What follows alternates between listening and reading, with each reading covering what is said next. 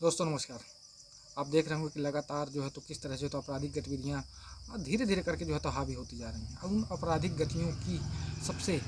बड़ी वजह आखिर है क्या? क्योंकि कहीं ना कहीं पर जो है तो अगर तमाम हम ऐसे सवालों में उलझे हुए होते हैं और हमारे सामने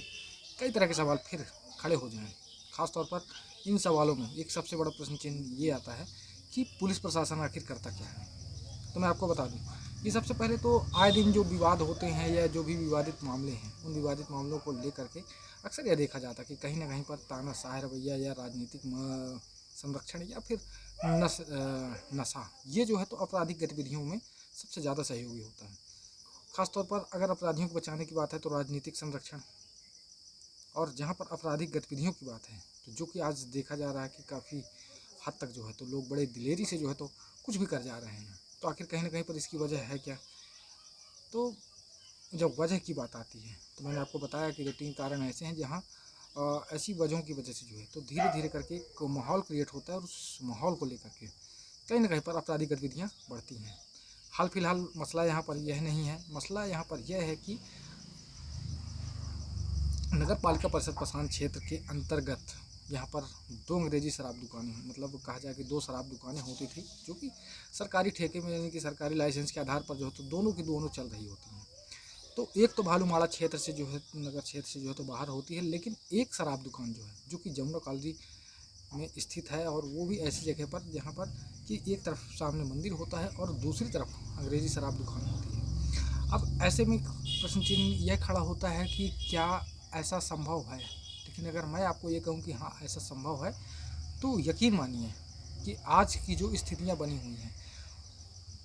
अभी हाल फिलहाल विगत दिन की एक घटना थी जिसमें किसी शराबी ने जो है तो मंदिर परिसर के आसपास ही किसी महिला को, लड़की को छेड़ दिया उसने। अब ऐसे छेड़छाड़ के मामले भी बताइए अब आने लगे। इससे पहले भी कई मामले ऐसे हुए, लेकिन इन मामलों के आने के बावजूद भी ना तो अंग्रेजी शराब दुकान वहाँ पर से हटी, ना ही अंग्रेजी शराब दुकान को नगर क्षेत्र से बाहर किया गया। जबकि दोस्तों मैं आपको बता दूं कि कहीं ना कहीं पर जो है, अगर आप नियम कानून को खंगालने के लिए जब तैयार होते हैं, आप तरह तरह के सिस्टम की बात करते हैं और उस सिस्टम के आधार पर जब जाते हैं तो आपको पता होगा कि तमाम ऐसे कितने सिस्टम हैं जिन सिस्टमों के आधार पर ये शराब दुकानें हों या फिर कोई भी ऐसे काम जो कि सिस्टम से चल रहे हैं या नहीं चल रहे हैं, या हो सकता है कि अनियमित गतिविधियों पर चल रहे हों। तो मैं आपको बता दूं कि सबसे पहला तो यहाँ पर जो ये शराब दुकान होती है, पहला तो नगर के अंदर, यानी कि कहा जाए कि आबादी वाले क्षेत्र से बाहर होना चाहिए, लेकिन ये आबादी वाले क्षेत्र के अंदर ही है। दूसरा, इससे पहले भी हमने कई सरकारी ठेके देखे, लाइसेंस मिलता था, लोग शराब की दुकानें चला रहे होते थे, लेकिन आज तक हमने ऐसा नहीं देखा जो अब देख रहे हैं। खासतौर पर इस नए ठेके पर हम यह देखते हैं, और कई ऐसे लोगों द्वारा हमें जब शिकायतें मिलती हैं। आपको मैं बता दूं कि सबसे पहला तो नियम के आधार पर अगर आप शराब ठेकेदार हैं या उसके जो भी मैनेजमेंट, जो भी उसके कार्यकर्ता वगैरह जो भी होंगे, तो कहीं ना कहीं पर आपको पता है कि शराब दुकानों के बाहर एक लिस्ट चस्पा की जाती है जिसमें यह पता चल सके कि कौन सी शराब, मतलब किसकी कीमत क्या है। लेकिन यहाँ पर ऐसा नहीं है, क्योंकि कहीं ना कहीं पर आबकारी विभाग और पुलिस प्रशासन की इसमें पूरी तरह से खुली उसमें मिली भगत होती है, और कहीं ना कहीं पर एक राजनीतिक दबाव होता है। दूसरा, मनमाने रेट से शराब बेचना। तीसरा,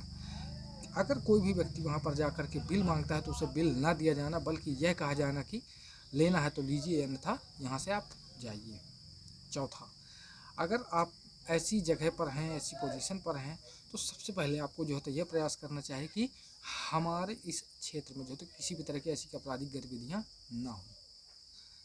और सबसे बड़ी और अहम बात होती है समय सीमा। आपको पता होगा कि आप किसी भी राज्य में जाइए या किसी भी बड़े शहरों में जाइए तो वहाँ पर देखिए कि शराब के ठेके संचालित तो हो रहे होते हैं, लेकिन कायदे से नियमता है, उन नियमों को पालन करते हुए जो है तो उसकी एक समय सीमा होती है कि हमें किस वक्त से किस वक्त तक जो है तो इस दुकान को खोल के रखना है। साथ ही यहाँ पर यह देखा जाता है कि हमारे यहाँ खास तौर पर अनियमितताओं का दौर चल रहा होता है, और अब तो सारी हदें भी पार होने लगी हैं। कई तरह के जो है तो राजनीतिक संगठन भी